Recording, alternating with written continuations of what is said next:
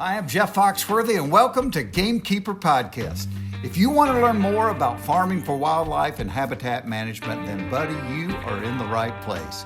Join the Gamekeeper crew direct from Mossy Oak Land Enhancement Studio as they discuss the latest wildlife and habitat management practices, news, and, of course, hunting. There's no telling what you'll learn, but I'm going to tell you, I bet it's interesting. Enjoy.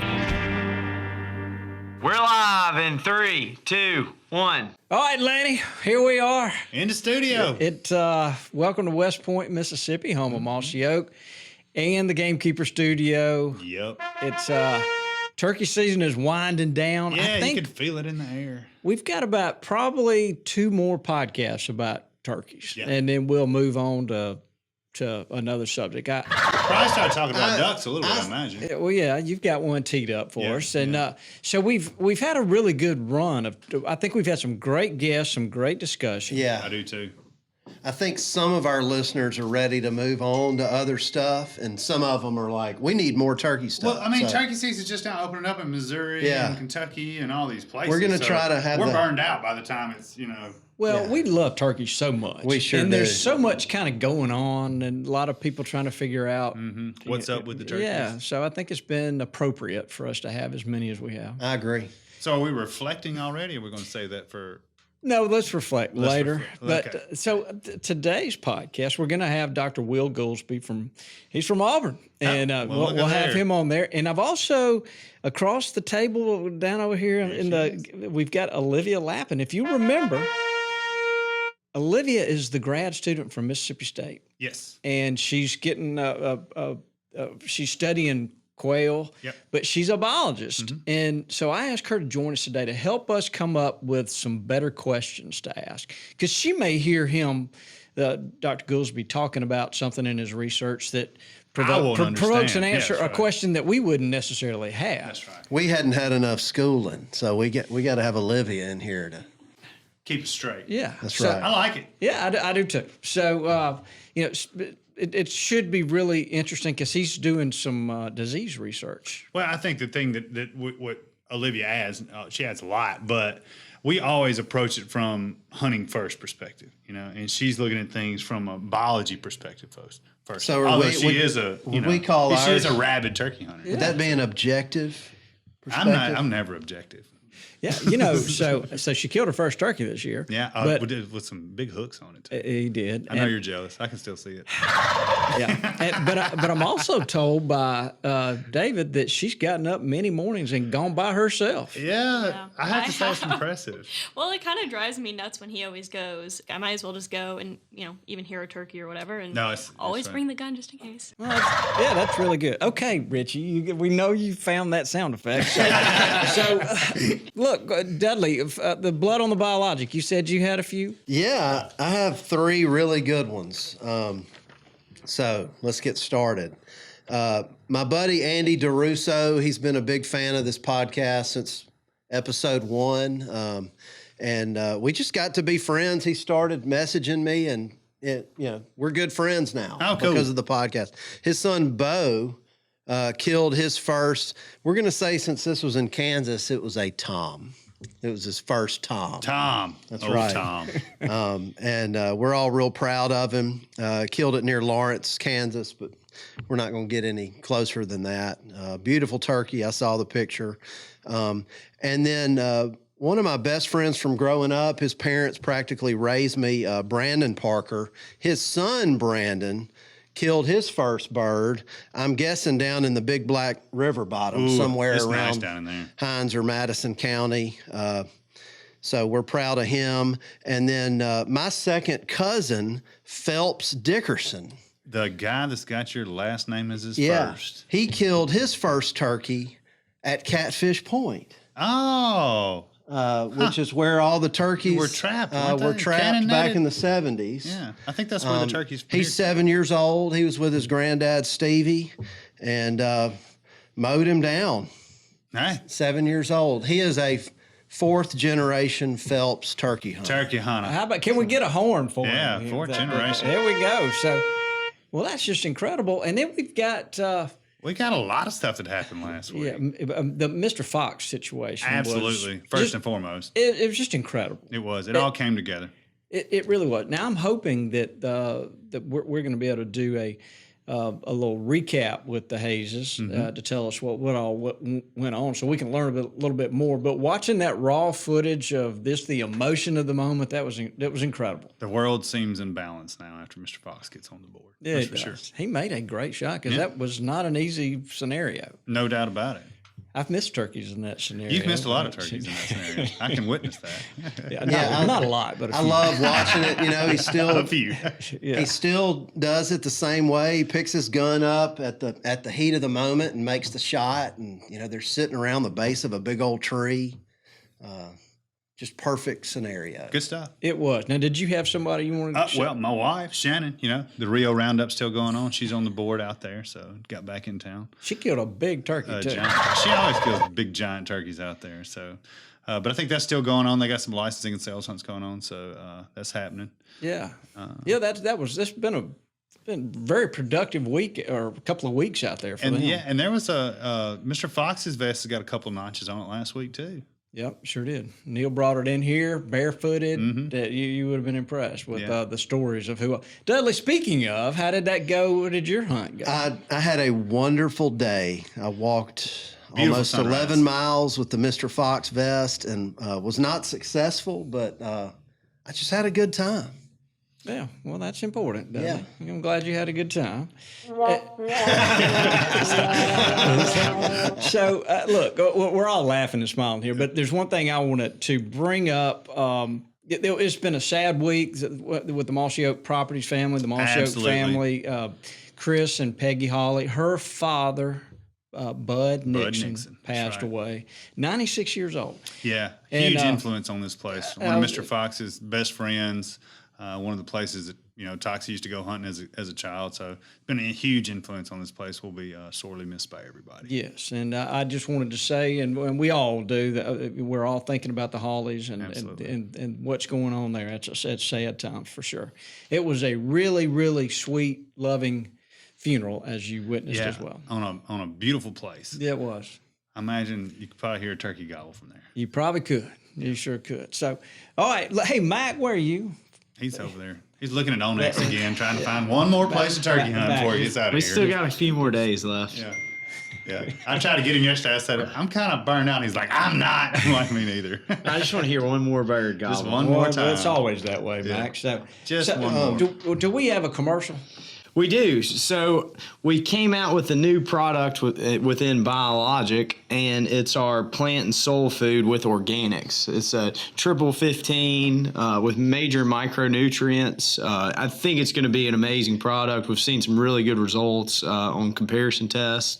$39.99, 15 pounds. I mean, it's a fantastic product that Dudley and I've kind of been working on and used his knowledge of what really makes sense for your seedlings, your trees, your wildflowers, your vegetable garden. I mean, it's a really cool product. Can I interfere for a second? Yeah. So it's like a mix of modern fertilizer and old school organic fertilizer.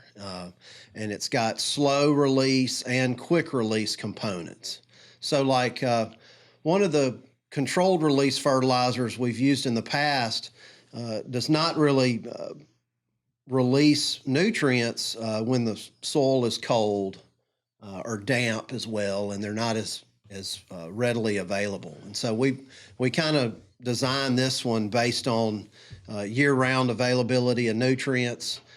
It's got the quick release for when your plants really need it, but the slow release so you don't have the fear of burning your plants as much, and it works really well. We actually planted 4 cypress trees today at the kennel, and I mean, it's far from a scientific experiment, but it's going to be a lot of fun.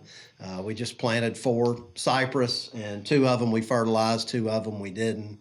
And it's kind of a little race. Yeah, I didn't leave the fertilizer out there because Bill's going to go fertilize those other 2. Yeah, he was talking about his tomatoes. But they need a spot with some more shade.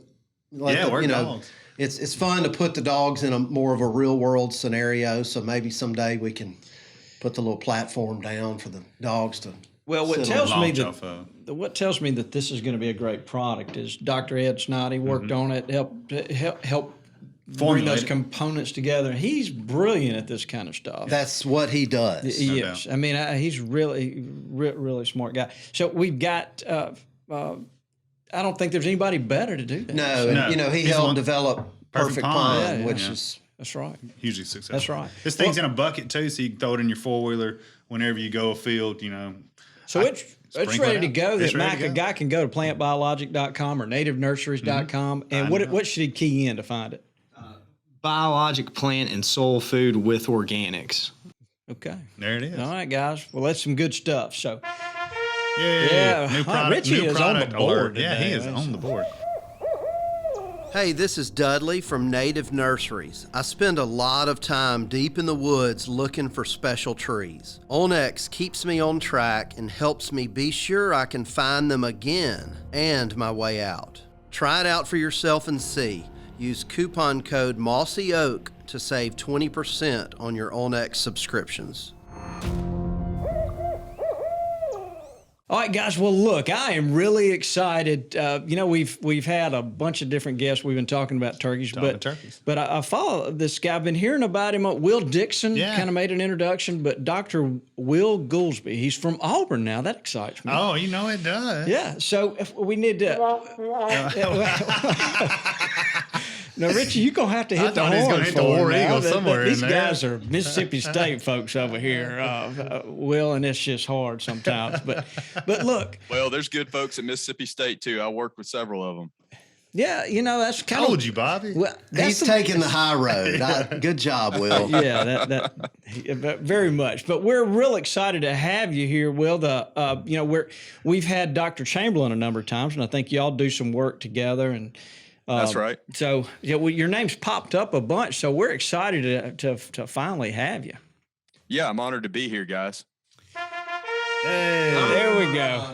This young man, I mean, you can look at him. He's a young guy, but he's in a great position to influence a lot of people like Olivia and teach and educate. But the reason he became a professor of wildlife is because of his love of hunting. Now that we got to salute that. That's important. No doubt about it. That's how we all ended up here. And from what I can gather, wild turkeys and whitetails are probably his two favorite. But he's really focused on doing some research in the state of Alabama right now on the wild turkey situation. So I was wondering if you could start right there. But before you start right there, if you would, wait just a minute.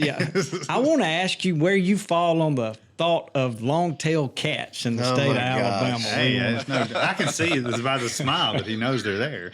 Well, obviously, they're here. There we go. I've fought that fight so long now, I just give in.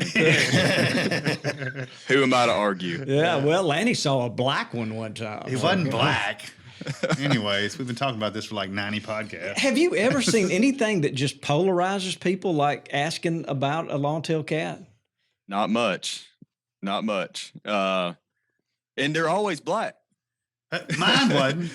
It seems like no one ever sees a brown one. Well, every time Bobby sees a Sasquatch, it's brown too. Yeah. Well, okay.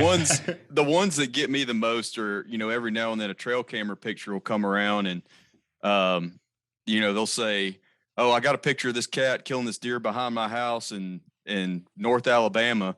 And you look and it's a mule deer. Right. Or there's a cactus in the background. That's right. That's Mountain right. peaks. It's Woodall Mountain back there. Yeah. Well, we'll go to these shows, and then you'll be standing there. Inevitably, somebody says their uncle's brother saw one, but didn't get any pictures of it, and saw it walk across a food plot. And it's just amazing how these stories kind of permeate our hunters' conversations. Yeah. But anyway, so let's get on to more important things, if we would. But can you tell us about this research that you're doing in the state with carcasses? Yeah, sure. So, the carcasses you mentioned, Bobby, are part of a bigger overall picture in terms of our research. We've got several objectives we're working on.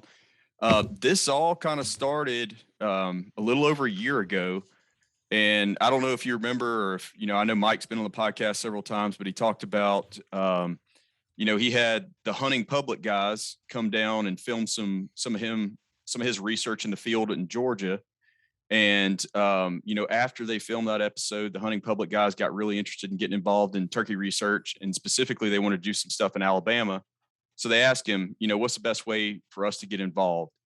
And what that ultimately led to was they started a fundraiser to buy some of these Gobble recording units, that we typically refer to as song meters. And I'm glad to go into that and talk about that in more detail if y'all want to later on.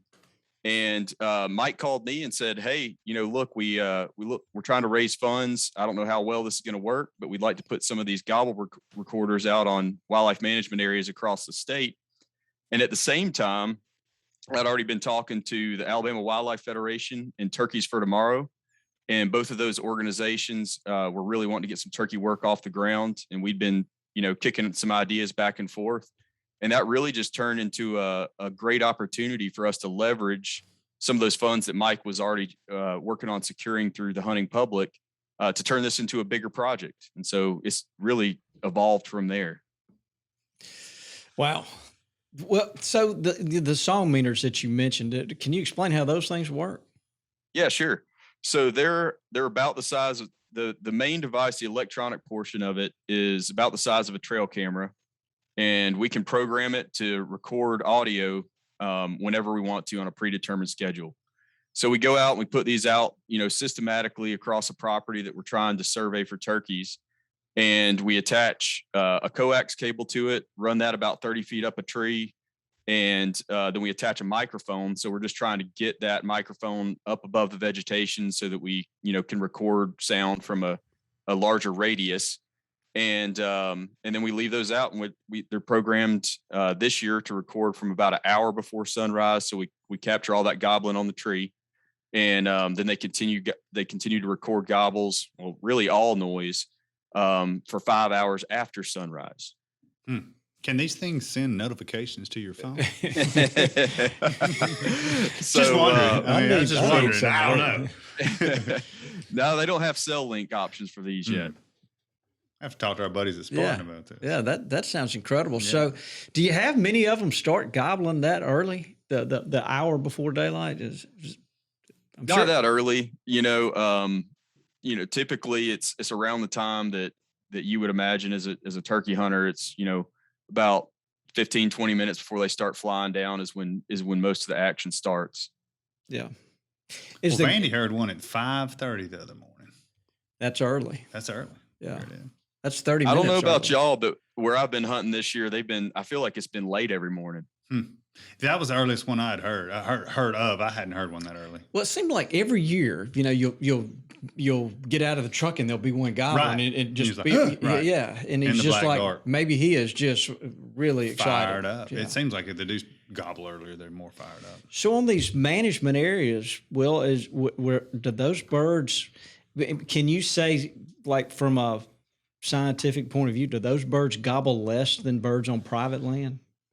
So that's exactly one of the things that we're trying to figure out. That's kind of where the study got started, and how Turkeys for Tomorrow and the Alabama Wildlife Federation were able to expand it, among other things, was they purchased a similar number of these units and were putting them out on private lands that are located in close proximity to these public lands. And that's one of the things that we're going to look at. We're collecting data on the hunting pressure, number of hunters, number of hours hunted each day on the private lands. So we've got our landowners who were very thankful that for their allowance of us to kind of intrude on their hunting season a little bit and ask them to keep some records for us.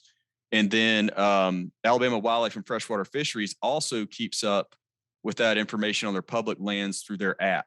And so they've got a log of hunters checking in on that site so that we can get an index of hunting pressure on those sites as well, and the specific timing of that hunting pressure. And so that'll allow us to do a little bit of comparison and contrasting between not only those different ownerships, but we have, specific information on the intensity of hunting on these properties and how gobbling responds. I got a feeling how that one's going to come out. I don't know. You might be surprised. There may be more pressure on private than there is public in a lot of areas. Well, I would think it would have to prove that increased pressure, decreased gobbling activity. I mean, I don't know that, but you wouldn't think so? I don't know. Everybody calling at them may make them gobble more. Not where I'm from. I don't know. I don't know. That's going to be great, though. I can't wait. Know it all. Of course. I can't wait to see the results of that study.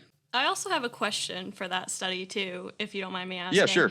So you're just looking at if gobbling is being affected by hunting pressure. Are you also, in addition, going to be looking at if like hen nesting success is any different based on if they're gobbling or not? Like looking at how hen reproduction is affected by a potential decrease in gobbling activity? That's a good question. So we're definitely keeping up with nest success on one of our private properties. Unfortunately, we don't have the funding right now to track that on all these properties that we're working on, but it's definitely something that we're interested in. In addition to the whole hunting pressure and effect on gobbling question, one of the other main, or really the overarching objective that I'm interested in from these data is trying to look at trends in relative abundance using the gobbling, and then correlate that back with the habitat and landscape characteristics where each of these properties is located throughout the state, because we've got song meters all the way from extreme North Alabama to extreme South Alabama and points in between. And then, at each of those different latitudes, we've got multiple properties included. So we've got quite a variation in the composition of these properties, so we can start to look at, what are the characteristics that we commonly see that are associated with larger populations versus smaller populations of turkeys, which could get into some of these questions that I'm sure you guys have discussed before about, are we seeing, more turkeys in areas that are, in intensive pine plantation forestry, or, are we seeing more or fewer turkeys in areas with more ag, and those relationships may change in different parts of the state, depending on what habitat component is lacking for birds in a given area. So that'll be really interesting to see as well. Lanny, you met a guy the other day that hunts close to where we do, but he has moved to Jackson County, Alabama, and he was telling me that the birds up where he moved gobble so much better than the birds in Sumter County, and that kind of surprised me to hear that. But I've always just thought it had a direct relationship with hunting pressure. Reading Illumination in the Flatwoods, he's talking about these poults and how they're paying attention to every sound and every sight and everything. And I don't know. I'm not a scientist. I don't have a study going on. I can just speak from field experience. But I know the more the pressure is, the less likely they are to. Will, the thing that frustrates us is, like, we'll have 4 or 5 beautiful mornings in a row, and you might go and you'll have 2 great gobbling mornings, and you go back that third and nothing's changed. And then they'll be quiet. Mm-hmm. And I wish we could figure that one out. I do too, as a turkey hunter. Yeah. Believe me, because I've had several mornings this year where, I just knew that they were going to be after it, and they absolutely weren't. And it just, it leaves you wondering, are the birds there? Are they just not happen to be there today? Or are they just not gobbling? Who knows? No, I was going to say, have you done, or has there been any sort of research on that? Because that's actually what my research is on quail right now, is trying to understand what caused them to call or not to call on certain mornings. Is it the presence of other quail calling? Is that going to cause them to call more, or just environmental stuff, like the weather and whatnot? Is that something that you have seen with turkeys, or because we haven't really figured anything out with the quail yet at all? So, right, yeah. So we're in our first year of data collection. We don't have those results in yet, but Mike's done some of that work in the past, and I know that he's found gobbling activity to be associated with barometric pressure and wind speed and things along those lines. Well, it's interesting. Yeah, it is interesting. Yeah, some mornings you hear more birds, just overall bird chatter. When you're deer hunting, sometimes the squirrels are moving around, and some days they're not. We tend to always say it's going to be good on a high pressure day, but that hadn't been the case this year. Yeah. Some of the prettiest days with a 4 mile an hour north wind, and it's nothing. Yeah. But it also make just common sense to me would be, if the birds fly down and group up quickly and they're all together, there would be less reason for a gobbler to gobble his head off to attract hens if they're already surrounding him. Already there. So maybe it's just something as simple as that. So is it fair to say this will probably be one of the most comprehensive, widespread gobbling activity studies we've seen so far? So far, I believe it is. I don't want to speak out of turn, but I do think as far as just the geographic scope that we're doing it at, it does qualify as the largest in that regard. Yeah, when you were talking about the different latitudes in Alabama, I was like, wow, this thing's really taking a big wide. Yeah, so wide path there. We had nearly 80 of these units out this year. Awesome. And so, we've used similar approaches, just basically point counts to monitor bird populations forever, for decades in wildlife science. But, traditionally that entailed sending researchers out to the field, and they could be at one point every morning for, a certain amount of time.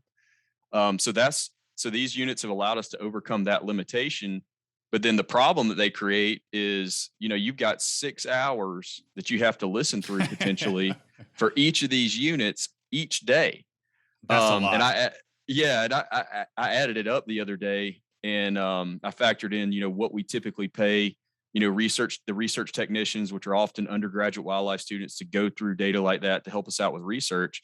And you're looking at well over $500,000 just that we would have to pay personnel to go through that data.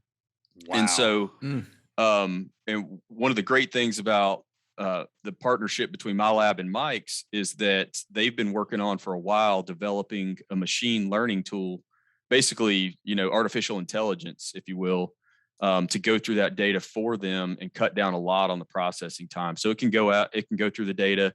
It can look at the patterns in those spectrograms and basically pick up on a gobble and pull that out of the data set for you. And it saves a lot of time and allows us to actually go through such a huge volume of data like we'll be collecting. That's cool. It really is. I can't wait to see the results. Of course. So Doc, we also understand that you're doing a carcass survey or study. Can you explain a little bit about that? Yep, that's right. So we're calling that the fertility objective of this study, the Gobbler fertility study. And so what we're interested in looking at is, what proportion of the males in any given population are breeders, right? And at the most basic level, an interesting question is, are jakes producing sperm so that they're capable of reproducing? But even in addition to that, we want to look at whether or not adult birds are also, what proportion of those birds are reproductively active as well. And so we started thinking about ways to do that. And what we eventually settled on is we recruited a number, I think we ended up with 30 something team leaders around the state that, are avid turkey hunters and that have a network of family and friends that are avid turkey hunters. And they kind of serve as our collection point. So basically we send them all the sample collection equipment, and they distribute that to their hunters ahead of the season. And any of those birds that are killed, they preserve that sample, they freeze it for us. They fill out a little bit of survey so we can know where the bird was killed, what its behavior was when it was killed, all that kind of stuff. And then we'll go and collect those at the end of the season. But what we're looking at right now is probably getting about 300 carcasses from hunter harvested birds this year. And we're like 289 right now that have been entered via the online system. And we've got a bunch more that have been just entered on paper that aren't recorded yet. And we'll bring all those birds back to the lab. And that's the first thing that we're going to be looking at. We're going to be looking at the testes, seeing how developed they are, seeing if they're producing sperm. Technically, we refer to that as spermatogenesis, to see what their potential reproductive contribution to the population is like. I just would have assumed any adult male turkey that was killed was in the process of trying to reproduce. Was trying for sure. Yeah. Well, maybe they are trying, but they're not successful. Yeah. And so, surprisingly, with so many questions revolving around who's doing the breeding right now, right? I mean, that's at the forefront of a lot of these turkey management conversations. There hasn't been a lot of data collected on it. There was a study that was done in Missouri in the 60s. They specifically focused on jakes to see, whether jakes were fertile. And there's been some work done in Texas on Rios, looking at both adults and jakes. And the Texas study did find that most of those adult birds, they're producing sperm, they're reproductively active. what that data doesn't allow us to address is whether or not behaviorally they're reproducing. Is there another bird there that's preventing them through antagonistic interactions and behavior from getting that chance to breed with the hen or not? So we won't necessarily be able to address that, but it is good to start to get data that shows us, are they capable of it? Mm-hmm. And then, that behavioral aspect is going to have to be the next step. Wow. There's some antagonistic turkeys out there that for sure. But so going one step further, is there any disease implications that you guys hope to learn from studying these carcasses? Yeah, absolutely. So specifically, we're collecting some bone marrow from the leg of each of these hunter harvested birds, and we're going to use that to test for LPDV. I'm sure that that's a disease that you guys have probably heard a lot about already. It's one of the ones that's also at the forefront of the turkey population decline question right now. And then we're going to be testing for several other viruses and parasites from those carcasses as well. So it gives us the opportunity to kill two birds with one stone, pun not intended. Yeah. But we can look at the fertility, the reproductive contribution of these birds throughout the season and by age class. And then we can also collect that disease surveillance information as well. Boy, I'm just so happy that somebody's doing this. Yeah, no doubt about it. Because we've had these little conversations, for the last 10 years about what's going on, what happened to them, what did they disappear? Does it have to do what they're doing in the ag fields or what's going on? So thank goodness somebody's out there at the forefront of this. Yeah. Yep. And just to add to that, I had a brief conversation with Mike the other day, and it looks like we're going to be sending a subset of those samples to specifically a portion of the spleen up to some researchers that we're going to partner with in Michigan State, and they're going to be looking at those for evidence of toxins, and see what kind of toxins these birds have been exposed to as well. So that's, disease has been received a lot of attention. I think potential toxins that they may encounter in their environment is starting to emerge in the conversation. Yeah. But that's more of a recent conversation that's been had. So I'd just like to ask the question, from time to time, it just always bubbles up, and also in the quail conversation, that farmers that maybe are putting out chicken litter could be potentially causing some issues. And maybe, and we also hear about some chicken litter that didn't composted properly. Yeah, and there's still bird parts in it. Do you think that's playing any kind of role in this? Is there any indication at all? I think it's something that we still need to pay attention to. So the major disease risk that comes from chicken litter is histaminiasis, which is the scientific name for blackhead disease. Okay. And blackhead disease, it comes from, it's a protozoan that is carried by a worm that lives in the intestines of poultry.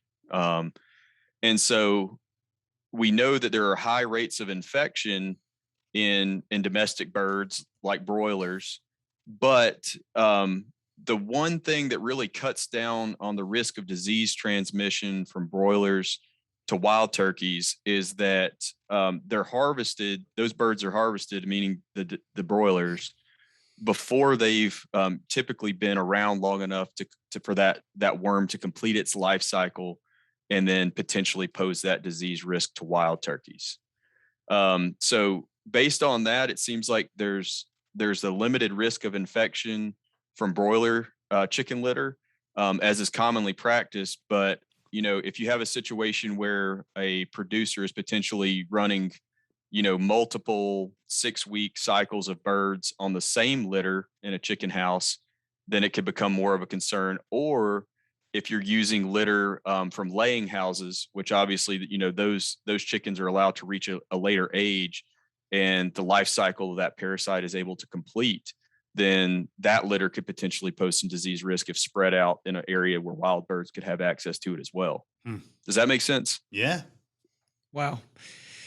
Well, I mean, we're just guys that care about the resource, and we just hear these different things that people say, and it's all speculation, but I mean, everybody knows something's going on. Yeah, and that one seems like it could make sense potentially. Right. I agree, and I mean, I was just having a conversation with a biologist friend of mine the other day, and I won't say what state he was in, but He was saying that he's noticed some of the most severe declines in turkey harvest in areas that are kind of the poultry hubs in that state. But that's just correlation. It's not necessarily causation. Right. I think it's something that we continue to stay abreast of. And I'm not saying we shouldn't continue to research it, but just based off of the life cycle of that parasite and common poultry practices, I don't think right now that it's necessarily at the forefront of this population decline. Sure. Dudley, did you have a question? Not really. Yeah. I got Wayne, one. go. No, Matt's got one. Me and Matt got one. Go ahead, Matt. You go first. I do. Before I get started, I want to say that Carter Week said you needed to work on your turkey calling skills. Oh, man. Sorry, taking on the but this question. I've intentionally never called in front of Carter so that he cannot criticize me about my call. Yeah, he actually killed one this morning, he told me. So I guess he's a decent caller then. Carter's a great caller. Yeah. But I did have a question, and it might be out there, and we might have to cut it out. But I know with humans, the male determines the gender or sex of the child. So with turkeys, does the gobbler or the hen determine the number of eggs, and what also determines how many hens versus male turkeys are in that clutch? Sex determination in turkeys. I did not think we'd be getting into that today. Oh, man. So, golly, I've never thought about this. I'm almost positive that it's just like it is in humans, where you have to get a Y chromosome from the male for the offspring to be a male. As far as clutch size, that's, I think, going to be completely dependent on the body condition of the hen. Mm-hmm. That makes sense. And her age. Yeah, the gobbler, all he's doing is he's fertilizing those eggs. The number of eggs in the clutch is going to be totally dependent on the condition that the hen is in. That makes a lot of sense. And can a male fertilize? Can multiple males fertilize different clutches, different eggs in the clutch? Yes, that is possible. Gotcha. Yeah, I've heard that. And I think it's designed that way for procreation. Yeah, for maybe diseases or so they don't. Yeah, what's really interesting with turkeys is males almost compete for compete to fertilize clutches on 2 occasions. So the first one is the obvious one that we all see, right? When the males are out fighting, they're setting up their pecking order, trying to get access to that hen. But then also because, hens store sperm, if she receives sperm from more than one male, there's effectively competition between those sperm to fertilize the eggs in her reproductive tract. So the higher quality, the more vigorous sperm is going to, have a greater likelihood of actually fertilizing an egg and being represented in that clutch. Is it also true that the most the last male is more likely to have his sperm fertilize the egg? So you actually want to be the last male to mate with the hen because that is the sperm that's more than likely going to fertilize those eggs than one that had mated with her, way beforehand. Yeah, that makes total sense to me, because we know that while hens can store sperm and it can remain viable for up to about a month. Wow. The quality of that sperm starts to decline rapidly as quickly as 1 week after that copulation event. So it would stand to reason that, if she mates with one male and then 7 days later she mates with another one, that more recent copulation event is going to lead to the fertilization of her clutch or the egg that she's in the cycle of laying. We're asking some good questions. Got Olivia in the house over here. We're sounding really good on this one. I don't feel like I've been questioned this hard since my PhD oral exam. Hey, we're just getting started here. Right. So as I've been communicating with Will to set this up, it's obvious he's pretty hands-on. There was one day when he couldn't talk to me because he was demonstrating skinning, or y'all had killed some wild pigs, some students, and you were doing a study on them or something. No, it wasn't part of a study. That was just a teaching opportunity. We've got this major this new major at Auburn University that's become really popular very quickly. It's called Wildlife Enterprise Management. And so this is a degree program where students take courses both in wildlife and business, as well as hospitality. And the goal is to equip these students with the skill set that is needed to go out and work in the hunting industry, work at outfitters and lodges and things like that. And I teach one of the classes as part of that major. It's called Survey of Wildlife Management Techniques. And it's different than a traditional, wildlife biology type techniques course. And we just kind of hit on all sorts of things. And one of the things that I just added to the curriculum last year was caring for harvested game. And that's because I felt like a lot of the students that were coming through our program had never really, field dressed a deer or a pig or anything like that for that matter. And, they'll all sit back and act like they have in class, but then you get them, we have a necropsy lab here and you bring in a pig and you hang it up and hand somebody the knife and they look a little bit less sure of themselves. Oh yeah. So I'm just trying to get them some of those, those hands-on skills and experiences. I do that in all my classes. I try to take students out burning and things like that as well in my habitat management class. But, that was just an opportunity to try to, get them an experience, field dressing, skinning and quartering. And they seem to appreciate that experience, but because it's in spring, we can't do it with deer. So typically I know somebody around here that's pig trapping. We'll get a handful of pigs and, it's basically the same thing. Sure. little bit harder to skin, but, at the end of the day, the anatomy is pretty close. So if they can do it on a pig, they can do it on a deer.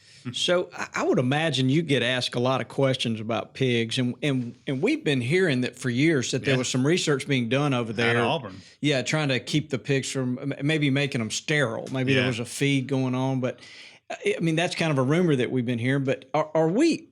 Is the world, the Southeast, where these pigs are such a problem, are we getting closer to having a solution? Yep. It's my understanding that we're nearing the end of some of the trials that are being conducted on looking at some toxicants, basically poison for pigs, that the USDA has been conducting. And I think, if you really want to talk about that in more detail, you need to talk to my colleague, Dr. Steve Ditchkoff. He's been leading a lot of that work. Yeah. And is involved in studies with the USDA related to it. But I think that toxicant's going to be approved fairly soon.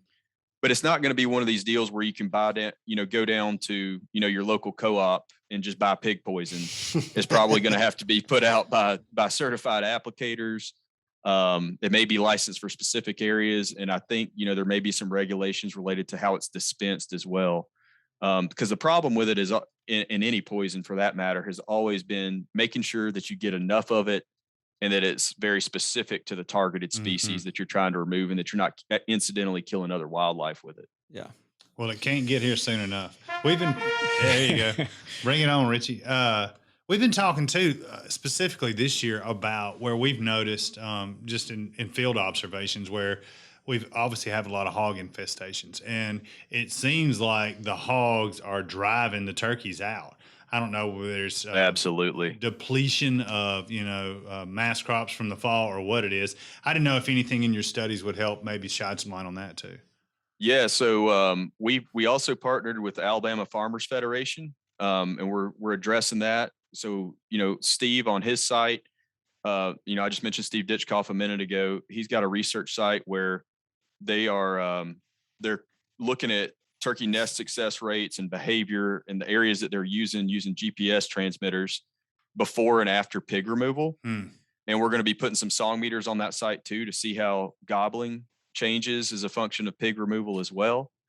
And it should be pretty interesting to see what happens. I think a lot of people when they start to think about the interaction between pigs and turkeys, they're most concerned about nest predation.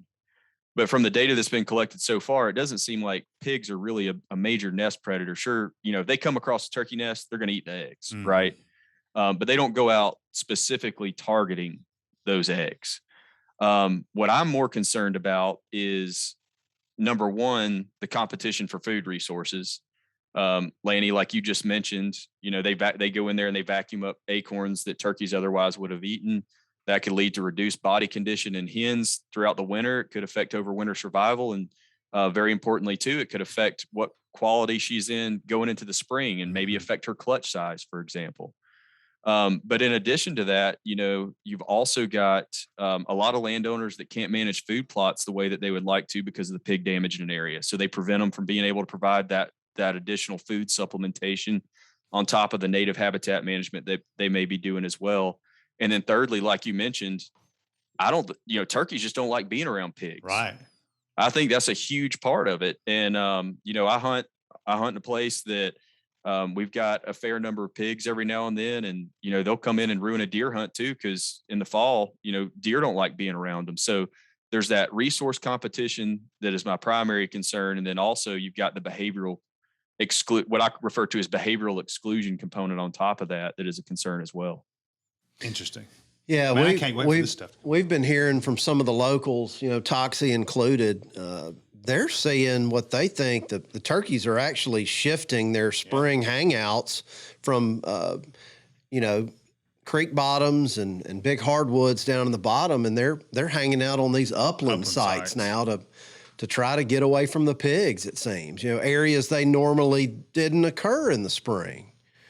That's crazy. I hadn't even thought about that, but that study that Steve's got going on should be able to address that, because they're going to have turkeys in the same area as pigs, and then they're going to remove those pigs and potentially see how habitat selection of those turkeys changes. That's a really interesting point. Yeah, I've seen some drastic, just in the the public land around here. 10 years ago, some of my favorite spots, you never saw pig sign, and now it looks like somebody ran a subsoiler through the woods. Oh, as soon as they show up, it's just sad. Yeah, it is. We got them bad. We got them bad. Yeah, it's And crazy. it's a direct correlation, just like the photos we get. It's like, oh, there's a turkey, and then the pig shows up, and you never see turkeys again. Yeah, absolutely. So what should we be asking you? The interesting things in your head that you guys are studying and talking about. What else? What's a question we need to ask? I feel like y'all have asked me enough questions already. I got one more. Lanny's got one. Go ahead, Lanny. When people, I have found dead turkeys, and I just want to know what you would recommend that somebody do, because I didn't know what to do when I found my first one. It was a hen. I was like, oh my God, what do I do? Sure. Yeah, if you can, reach out to your local game warden or biologist if you have contact information for them. And, they've got a million other things they have to do, but, hopefully if you catch them on the right day, they're able to come pick that up. And then, all across, if I'll put a plug in here for Squidus, if y'all haven't, had anybody on the podcast talking about Squidus before, Squidus is a acronym for the Southeastern Cooperative Wildlife Disease Study. And all state agencies in the Southeastern United States help fund that organization. They're based out of the University of Georgia in Athens. And they can submit, samples from diseased or suspected diseased animals to that lab for testing. And, Squidus will usually give a report back, and then the biologist can turn around and notify the landowner if it worked, assuming they get, have the ability to get out there that day and pick up that bird. Mm-hmm. Don't have, they may be on a prescribed fire, who knows, but right. so don't, what I'm saying is don't hold it against them if they can't. Sure. But I know of a lot of, biologists that I talk to that are really putting a concerted effort into trying to pick up as many of these diseased turkey reports as they can, to try to get more information. And then any of the birds that we're collecting as part of our fertility and disease study, that, had any kind of weird, outward appearance or acting strange or anything like that, we're putting a flag on those birds when we send them off for disease testing to try to keep up with that as well. Good deal. Well, that's just the chances of walking up and finding a dead turkey. Well, mine happened when we were seeing a lot of the litter in the ag fields around the place, and I found a hen. And I called the game warden, and he came out and took it. So yeah. I just didn't know there's a. And Toxie found one a few years ago, and I found two that year. Yeah, well, there was one year when we had that place in North Alabama that we found a turkey just standing in a logging road, wouldn't run, long beard, and his head was covered in these looked like lesions. And we killed him, but I didn't know what to do with him after that. Right. But it was pitiful, is what it was. Yeah. Yeah. If anybody's listening to this in Alabama and they find a bird like that, they can, you can find my email on our school's website, shoot me an email. I'm also, on social media, you can contact me that way and we'll try our best to get that bird from you. Actually, a friend of a friend, it was Carter Week's friend last week, had a bird on his farm that was just laying up around a grain bin. And it was a gobbler. And it laid around for a couple hours. I think he had to go do something else. And he said, if it's still here when I get back, I'm going to have to do something about this bird. And he went back and it was still laying there, looked in worse condition than it was before. So he actually, I told him, I said, you could reach out to your local game warden and see, if he'll come out and euthanize it for you or something along those lines. But he just decided he was going to tag it himself. So he killed the gobbler and tagged it and submitted it to us for sampling. So we'll see. Good. Well, I tell you what, it makes me, I feel good knowing that there's people like Dr. Gulsby that are teaching, that are very passionate about wildlife, and they've taken a career choice to help educate other people about, so that this sport that we love so much, hunting, this resource, it has a future. Because it's important. People like you're talking to a lot of people. I bet you have kids that come into your classes that haven't grown up hunting. Absolutely. Yeah. I mean, last time, so I used to teach a freshman class that, was kind of the wide end of the filter. So, we had over 100 students coming into our wildlife major in that class. I quit teaching that a couple of years ago because I took on another course. But as of that time, we had about 35 to 40% of students in any given year that had hunted at least a couple times in the past several years. And that's, something that's pretty common at a lot of universities with wildlife programs across the country, is that fewer and fewer of the ones that are coming into the program are hunters. And it's difficult because, you don't share that common ground when you first start out interacting with them. But what I have found is that most of them, the more they advance through our wildlife curriculum and they understand the important role that hunting plays in conservation, funding and population regulation and all those benefits, procuring your own, organic meat. A lot of them, by the end of it, if they don't hunt themselves, they're at least, supportive of hunting at that point. That's exactly what happened to me. I was the same way. Like, I went in as a freshman, never hunted. I just never really had the opportunity to. My family didn't all that much, and it's so hard to find people to take you hunting. And then, when I learned more about it in my classes and the importance of it, I definitely see that more people are interested in hunting. And even a lot of my friends on social media, now that I'm hunting, they'll reach out. They'll be like, I've always wanted to get into it, but I don't know if morally I could do it. And I love teaching them the importance of, how important it is for conservation of, all different types of wildlife species. So it is really cool to see that transition of people in the wildlife program go from non-hunter to being interested in hunting because it's good for the wildlife. Yeah, you went from surrounded by some non-hunters to now you're surrounded by a bunch of hunters. Everyone hunts. She didn't Welcome to Mississippi. Yeah, when she got to Mississippi, she didn't have a problem finding somebody that'd take her hunting. That's right. Yeah, it sounds like you jumped in with both feet, Olivia. Oh, yeah. Yep. Yeah. Well, look, Dr. Gulsby, we really appreciate you being here. Now, before I forget it, we're going to send you a levy sling, a Gamekeeper Bottomland levy sling for being on the podcast, being a guest, and a subscription to the Gamekeeper magazine. But we would like to ask you a trivia question. And so what we'll do, we'll ask you a trivia, and if you get it right, then somebody who has given us a review wins a prize. And if you get it wrong, I don't know what happens because we've never had a guest get anything wrong. Pressure's on. No pressure, right? Yeah. So, Mac, who is Dr. Gulsby playing for? So you're playing for Whistling Pines. Say that again. Yeah, I can hear.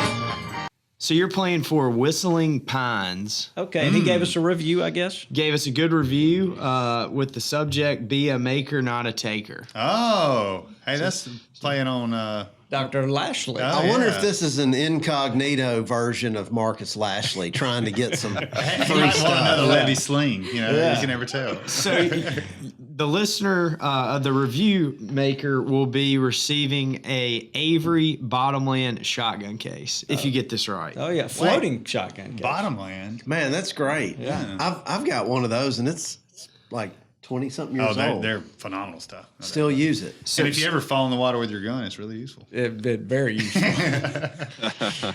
Okay, Mac, hit him with the question. So we've got 2 questions, and you only need to get one of them right. And Bobby gave me this list. And so the first question is, what does Dudley and a hemorrhoid have in common? Oh my God. No, you don't have to answer that one. All right, I didn't know it. I can answer that. Nothing. So the question is, so in the southern freshwaters, typically which species of fish spawns first? The largemouth bass, a crappie, or a bluegill? I got to go with crappie. All right. Yeah, you got it right off. job. Yeah. Wow. When the dogwoods are blooming, the crappie are biting. That's That's exactly right. Yeah. And the turkeys are gobbling. That's right. That's why I don't catch any crappie. That's right. Me neither. Yeah. Well, look, we have had a lot of fun with you. We hope. Yeah, it's been great.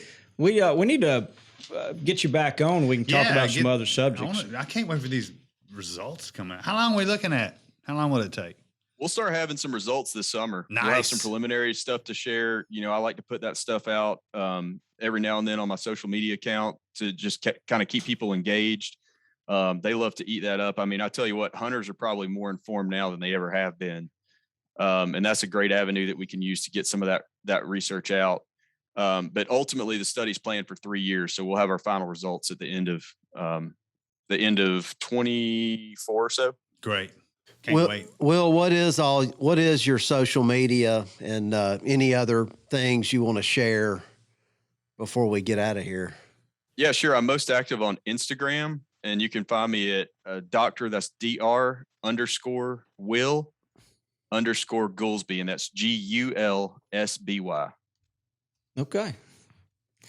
And he's got some good information. I can't wait to get all this study back. Yeah. A lot of habitat stuff on there too. If Yeah. you're into habitat management, that's another of my primary focuses. So I saw one post that have you got a young son that you're introducing to the I saw he looked like 4 or 5 year old little boy, real cute.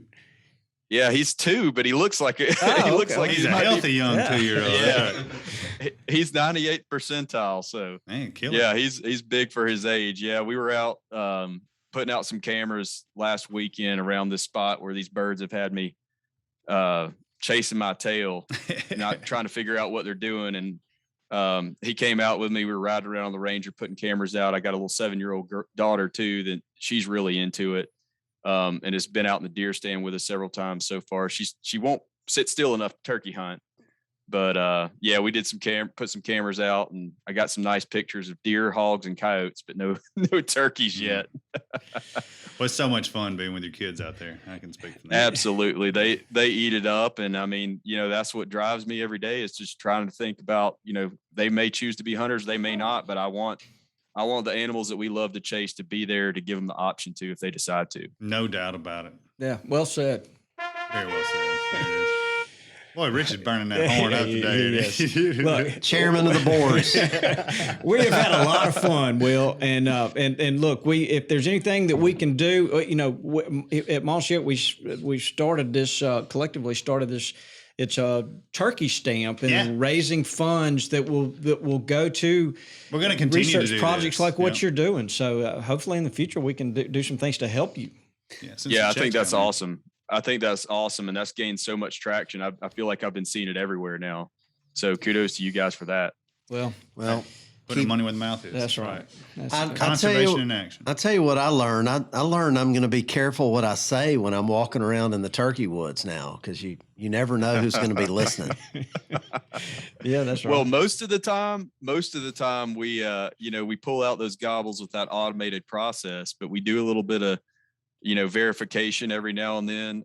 I'll put on one of the recordings and I'll sit here and listen to it in my headphones while I'm having to work in the office, just so I can hear the woods when I'm inside. That's so a nice we could pick you sound. up. Yeah. But probably the funniest thing that's happened so far with those song meters is I had one of my students come up to me the other day, and he told me he was hunting a certain WMA that we have him out on. And he was like, "Hey, do you have those listening devices out on that WMA? Cause I came across one the other day." And I was like, oh, did you now?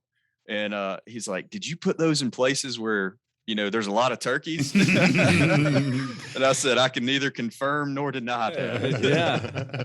So you talk about that. A few weeks ago, Bronson Strickland was over here and we went to lunch, and he started telling us about this app called Merlin, and we all downloaded it, and you can hit play and it'll record birds in the wild, the sounds, and it'll immediately tell you what that bird is. It's pretty amazing. It's incredible. Yeah. So obviously you're familiar with it then. Yes. Yep. Yeah, there's some other, I think they call them songbird apps, but bird song apps, excuse me. But a lot of the reviews were saying they're not very good yet, but I put it on my phone and it was amazing, the results I was getting. So let us do this one thing before we let you go, Will. Lanny was hunting this morning, and he recorded something, and we don't know what in the world it is. It was Can in we a tree. play it, and you just see it, and maybe I'll try. Yeah. I think it was a long-tailed It sounds cat. it sounds like a dog goose. Okay, so can we all be real quiet now? Let me We're see if I going can get to this try thing. to play this. I don't know what this is. I was texting Mac. He's like, "Did you hear anything?" I was like, "I don't know what this is." All right.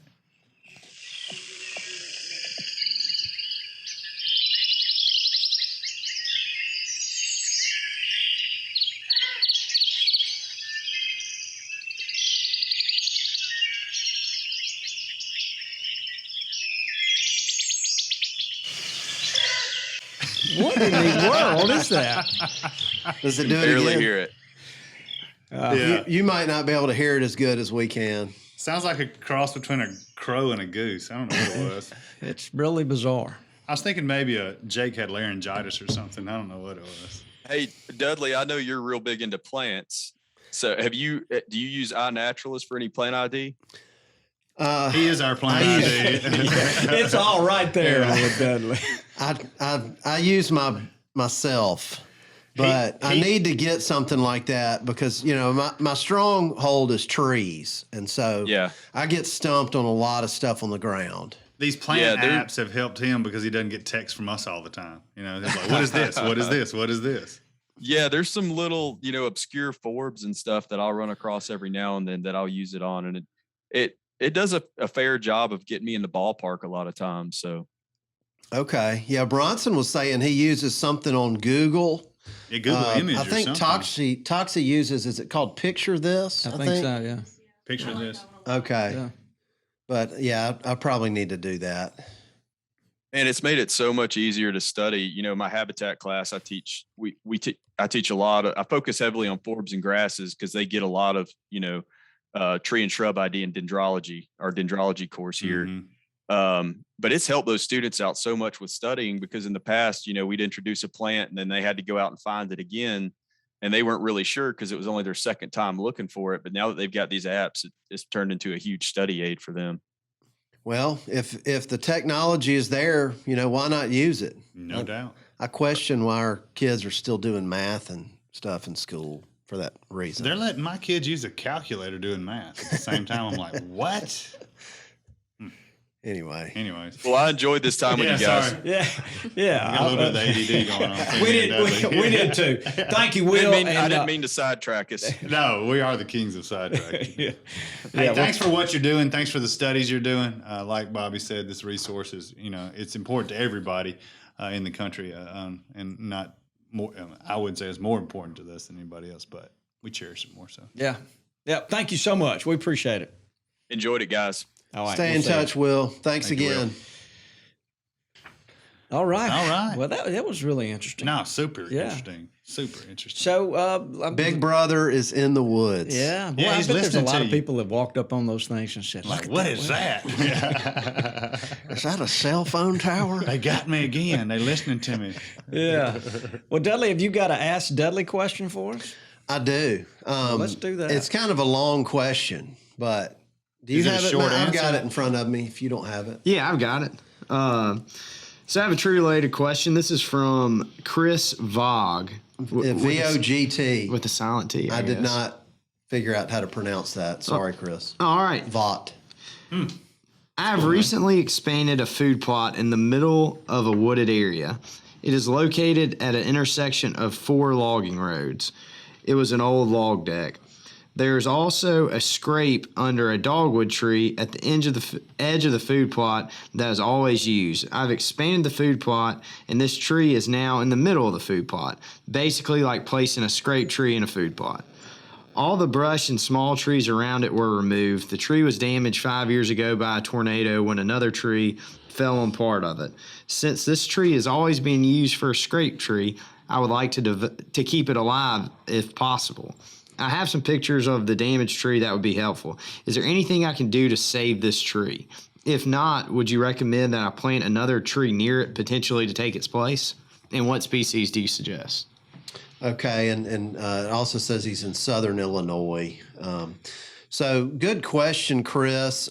Dogwoods are, I don't want to say picky, but yeah, that's probably right. They're finicky about where they are. They don't seem to like a lot of disturbance around their roots. And I've always told folks that when you buy a dogwood tree, I'm assuming this is a flowering dogwood. I think that's the Illinois state tree. Maybe I'm wrong. I'll look. Anyway, I think that they require a lot of like these fungal and bacterial associations in the soil. Okay, so it's a white oak. I was wrong. Maybe it's Missouri or something. Anyway, so what I've always told folks, when you transplant a dogwood, go find another dogwood that's in the woods and dig up some of the topsoil and organic matter that's underneath that dogwood and mix it in the soil and on the soil surface when you transplant that new tree to give that life that the dogwood needs. So a lot of these soils, especially log decks, the organic matter's been pushed away, all that good stuff. So you could mulch it with some topsoil from underneath another dogwood tree that's happy and in the woods to see if that'll help it. And if it doesn't make it, I probably wouldn't replace it with a dogwood. Replace it with something that's known to have a lot more vigor, that can bounce back from being scraped under and rubbed on every year. And maybe something that's got a bit more horizontal branching. I know that deer like that branch that sticks out at a 90-degree angle. The first thing that comes to mind is black gum. You may even could plant 2 or 3. That way, if they do rub the base, they're not able to rub the inside of that clump and girdle it, so to speak. But something that if it were to get damaged, it's going to sprout back really easily. Maybe an elm. You could do something like a mulberry, so you could get something that makes little fruits and the deer can munch on the leaves and scrape around it.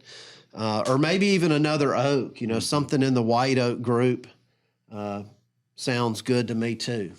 So, hey man, I never heard get the topsoil from where another one is and mix it in. That's a great tip. Yeah, you hear about mycorrhiza fungus, fungi. I think that word in like Greek or something means fungal root, and so they actually help roots absorb moisture and nutrients. And you just don't see that in old scalped junk dirt on an old logging deck. No doubt about it. Got to put some life back into the soil. So give that a try. If it doesn't work, plant a mulberry or an elm or something like that. Thank you, Mr. Know-It-All. That daggone Dudley. The fungus is among us. The fungus is among us. That's what we need. So, Dudley, would you say hello to our friends in France for us? Well, I don't know how to say hello, but I was just going to say there's a lot of things that France brings to the table. Yeah. So to bring people up to speed, we've suddenly started being on the podcast charts in France. What? Yeah. Isn't that amazing? Is there turkey on over there? I don't know. Well, we welcome you guys. I wanted you to say hello in French. Well, au revoir. Is that? I don't know. What was it, Mike? We? We is help. I think it's bonjour. Bonjour. There we go. Olivia. There we go. Yeah, you're from That's Maine. the only thing I remember. You're closer to some French people. Yeah. We've got the Acadians down here that came from France. Got the French Quarter. Yeah, I like French oak. bourbon or whiskeys in French oak barrels. French fries. Yeah, where did French fries come from? Quick question. I don't know. Belgium. And they're called French. Yeah, because most of the Belgian people spoke French. French. So, the waiter, shin gear, that's a French word for oak. Yeah, sure. I think RSVP is French, if I'm not mistaken. Ooh, what does that stand for?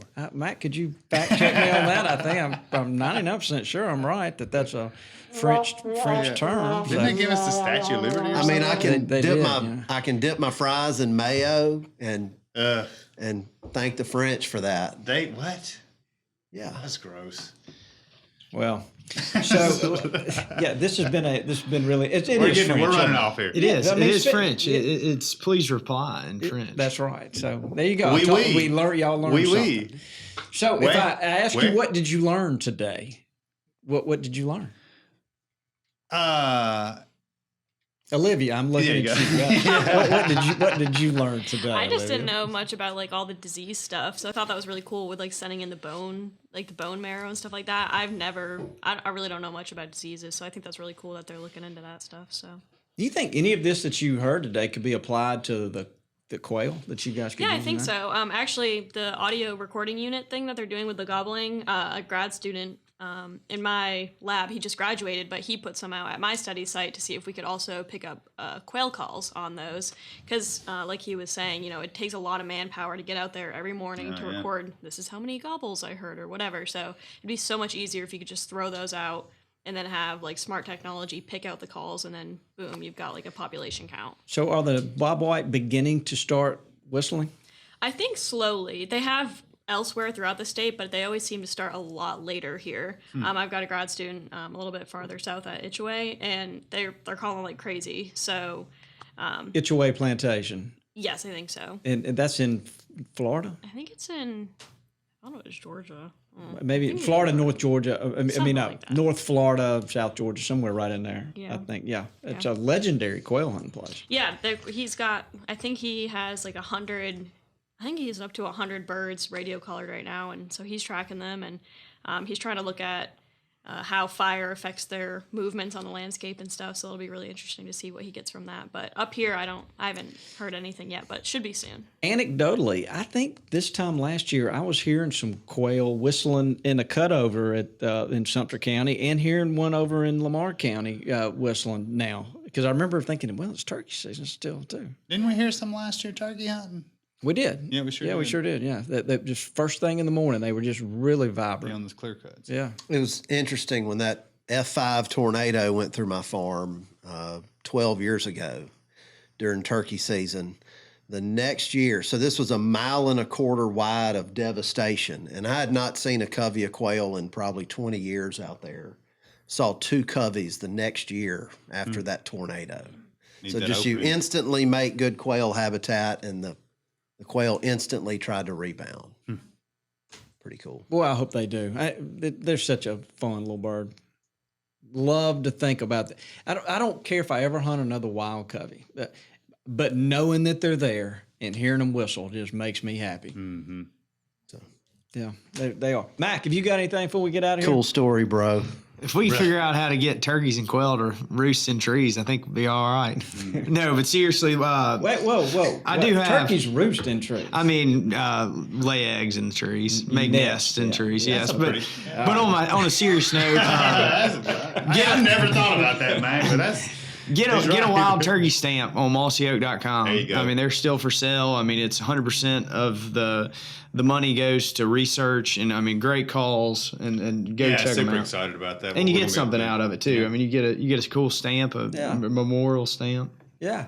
So, look, if we kind of blew by the winner on that gun case. So if you're whoever won. Whispering Pines. Yeah, if you won that, just get in touch with us and we'll get it shipped to you. And I would like to remind everybody that when you're listening to this podcast, Mother's Day is coming up. So don't forget that. Get you some wildflower plugs from Native Nurseries. That's a Make perfect your mama thing to happy. get. Yeah. So, So yeah, Mother's Day, you don't want to forget that. So. Do it. no, Yeah. do it.